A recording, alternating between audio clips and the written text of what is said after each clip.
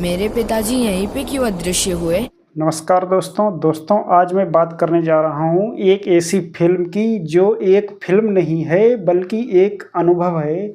और एक ऐसा अनुभव है जिसे देखकर आपके रोंगटे खड़े हो जाएंगे और आपको ऐसा लगेगा कि क्या सच में ये धरती जिस पर हम रहते हैं, क्या हम सच में समझते हैं कि ये धरती क्या है। हम बात कर रहे हैं कंतारा चैप्टर 1 की। अगर आपने पुरानी फिल्म कंतारा जो 2022 में आई थी उसको अगर आपने देखा है तो आपको पता होगा कि कंतारा किस तरीके से संस्कृति, आस्था और हमारी आधुनिक टकराव को किस तरीके से वो दर्शाती है। अब ये चैप्टर 1 आया है तो यकीन मानिए ये उस कहानी की शुरुआत है, उस कहानी की आग है जो आगे चलकर कंतारा को जन्म दे रही है। इस फिल्म की शुरुआत होती है घने जंगलों के दृश्य से, जहाँ पर एकदम सन्नाटा होता है, ढोल नगाड़ों की आवाज़ें आती हैं और यहाँ से शुरुआत होती है एक राजा की, एक योद्धा की और एक संघर्ष की और एक देवता की। ऋषभ शेट्टी जो इस फिल्म के डायरेक्टर, निर्देशक और अभिनेता हैं, उन्होंने एक ऐसी दुनिया को हमारे सामने पेश किया है जो देखने की नहीं, महसूस भी करने की चीज़ है। और ये चीज़ आपको थिएटर के अंदर जाकर ही महसूस होती है। जब आप थिएटर से मूवी देखकर बाहर भी निकलते हैं तो भी आपको ऐसा लगता है कि हम शायद उस प्रकृति को कुछ अलग ही तरीके से देख रहे हैं, जैसा पहले नहीं देख पाते थे। ऋषभ शेट्टी जब अभिनय करते हैं, जिस सीन में वो एक देवता की पूजा करते हैं और पूजा करते हुए नाचते हैं, उन पर देवता की सवारी हो आती है, तो यकीन मानिए वो जो सीन होता है वो सीन अभिनय नहीं लगता है। वो पूरा एक तरीके से वो उसके रंग में रंग जाते हैं और उनके चेहरे पर सिर्फ रंग ही नहीं दिखाई देते, सिर्फ सिंदूर ही नहीं दिखाई देता, सिर्फ भभूत ही नहीं दिखाई देता, बल्कि उस सीन में उनके चेहरे पर पूरे इतिहास की पीड़ा दिखाई देती है, जो आपको फिल्म देखकर महसूस करने पर, फिल्म देखकर यकीन मानिए आपके दिलो दिमाग पर उतर जाती है और आप भी उसमें पूरी तरह से खो जाते हैं।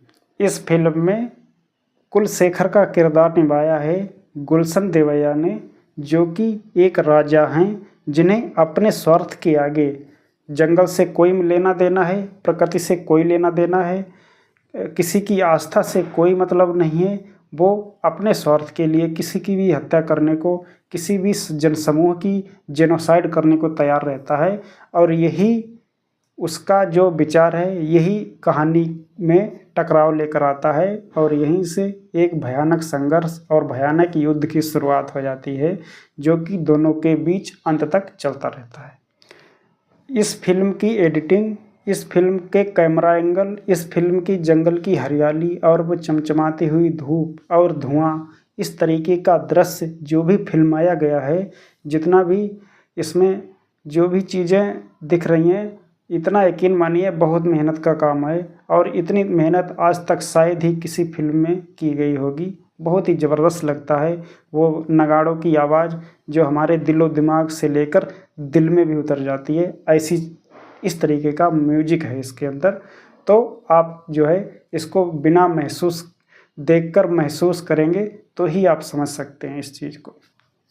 अगर आपको ऐसा लग रहा है कि यह फिल्म डराने वाली होगी, तो ऐसा नहीं है।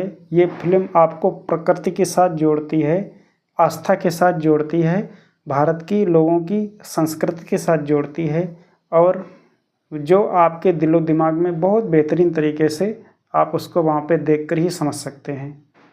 दोस्तों, अगर हम बात करें क्लाइमेक्स की, तो आपको ये बताना चाहते हैं, जब ऋषभ शेट्टी जब वो पूजा करते हैं उस समय का जो दृश्य होता है, जब वो उन पे देवता आता है और इस तरीके का दृश्य होता है, तो सिनेमा हॉल के अंदर सन्नाटा हो जाता है। सभी की आंखें गड़ी रहती हैं सीन पर कि क्या भयंकर घटने वाला है। ऐसा माहौल बन जाता है कि आदमी अंदर तक महसूस करता है उस चीज़ को और वहाँ पे इस तरीके से जुड़ जाता है ना कि वो अंत तक हटता नहीं है, जब तक पूरी फिल्म पूरी देखने के लिए कि आने क्या होने वाला है, क्या होने वाला है, इस तरीके से पूरा जुड़ जाता है, कनेक्ट हो जाता है फिल्म के साथ। दोस्तों, अगर आप समझते हैं कि क्या फिल्म ये मेरे लिए है कि नहीं है, तो मैं आपको इस बारे में भी समझा देता हूँ। अगर आप मसालेदार, चटपटी और रोमांचक फिल्में देखने के शौकीन हैं, तो आपको इस फिल्म के साथ जुड़ने में थोड़ा समय लग सकता है, लेकिन जैसे ही अगर आप समझते हैं कि हाँ, कलाकारी कोई चीज़ होती है, एक्टिंग कोई चीज़ होता है, अभिनय क्या चीज़ होता है, उस तरीके को समझते हैं, तो आपको जुड़ने में समय नहीं लगेगा। अगर आप मसालेदार, चटपटी कॉमेडी फिल्मों के शौकीन हैं, तो थोड़ा इसमें समय लगेगा आपको जुड़ने में स्टार्टिंग में, और जब एक बार आप कनेक्ट कर जाएंगे फिल्म के साथ, तो आप पूरी फिल्म देखे बिना रह नहीं सकते। यकीन मानिए, ऐसी फिल्म शायद कभी कभार ही देखने को मिलती है। दोस्तों, मैं कुछ बात करना चाहूँगा ऋषभ शेट्टी के बारे में।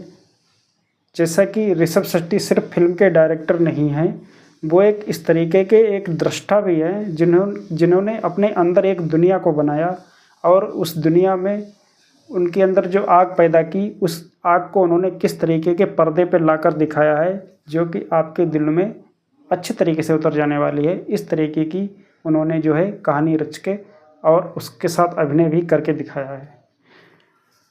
अगर आप मुझसे पूछते हैं कि आप इस थिएटर में फिल्म देख कर आए हैं और आपकी इसको कितने नंबर देना चाहते हो, तो दोस्तों मैं इस फिल्म को 5 में से 4.5 नंबर देना चाहूँगा, क्योंकि इस फिल्म को देखकर जो अनुभव होता है, जो गहराई दिल में उतर जाती है, वो एक कमाल की चीज़ है।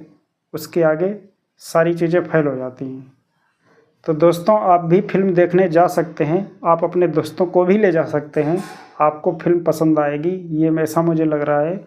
और आप जब फिल्म देखकर बाहर निकलेंगे, तो आपके सामने जो प्रकृति होती है, उससे आप अलग ही तरीके से ऑटोमेटिक जुड़े अपने आप को महसूस करेंगे।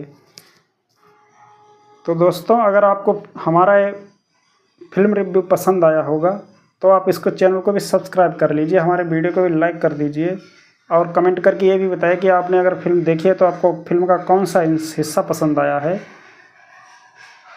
मिलते हैं अगली वीडियो में, तब तक के लिए जय हिंद, नमस्कार।